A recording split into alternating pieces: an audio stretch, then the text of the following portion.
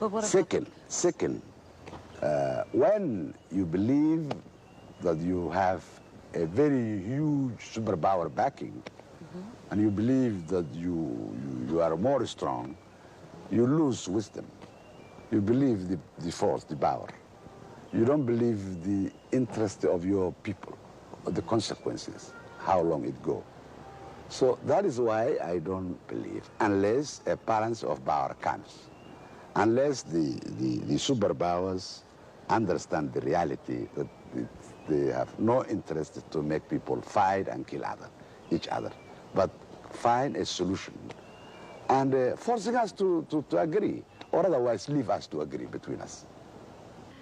Somalia, with all its problems and poverty, sits among the oil-rich producing nations. And although Somalia is not producing oil, it does have a prize. An air base at the port of Barre that was built by the Russians in their heyday. That was before they were expelled in 1977. While the Russians once supported Somalia, the United States at that time was a friend of Ethiopia. Now the sides have changed. We believe that Soviet Union betrayed us. You do?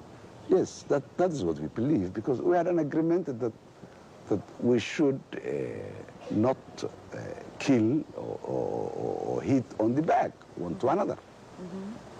So when they went on the other side and make a new marriage against us, sending forces against us, against our own country, bombardment our children, with their planes, this is betrayal of the agreement, of the word of honor, of the agreement which existed. We were good friends. We were not dependent. I am very bad dependent, but I am very good friend. If we today agree something, I will remain to it.